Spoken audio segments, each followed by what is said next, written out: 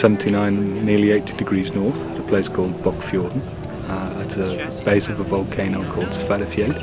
And this volcano is one of the only places in the world where the geology is similar to Martian meteorite called ALH 84001.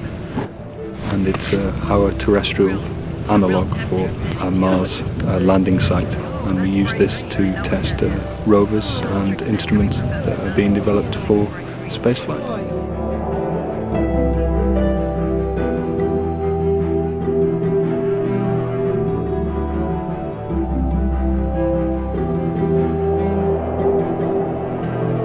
These rocks are very much like Mars meteorites, so that was kind of the attraction to come here in the first place. You know, the things that are in here could support life. Now, did they support life on Mars? We don't know. Or has there ever been life on Mars? We don't know. But in my mind, the only possible energy source for organisms on early Mars or even present-day Mars is chemosynthetic. That is, they're using energy from rocks.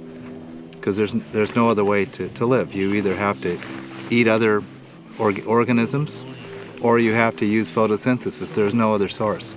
So the only possible source for early life on Mars or Earth would be chemosynthetic. There are two different types of carbonate on here. There's some globules on the outside, and there's some in here. The ones in here were trapped gases that formed these kind of pockets in the lava itself. So we know that this material and this processes that formed these kind of things happened on Mars. And that's why this is a Mars analog site, and that's why we're deploying the rover and the instruments. They really just look like iron coating, kind of. Yeah. Is that the carbonate? The carbonate's a more magnesite, hematite-rich magnesite.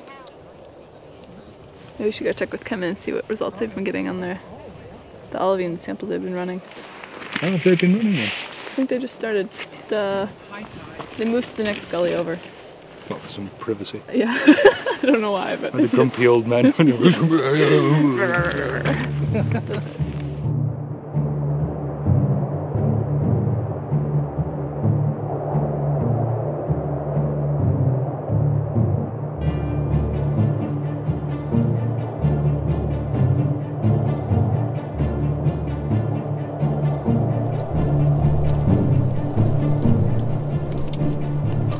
There is a record here of ancient life in both chemical terms as well as structural terms. But what we also have discovered in other places of Svalbard and here is that life persists in these really harsh environments that we consider Mars analog, or at least as close as we can get to a Mars analog while staying on Earth. And so what we're trying to understand is how can we detect life in these rocks, meaning both the modern and the ancient, and can we distinguish the two?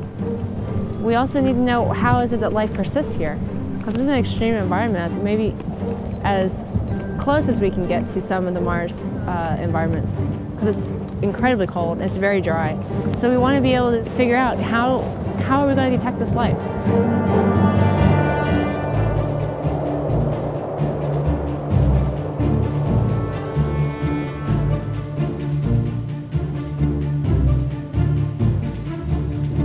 I think we take for granted the background knowledge that we have of how life persists elsewhere on Earth in interpreting what we see here. If you take any one of these rocks and find indications of life, you almost have to then imagine, what if you found this on Mars and you found the same observations? Is that really an indication of life? How much confidence do you have in that?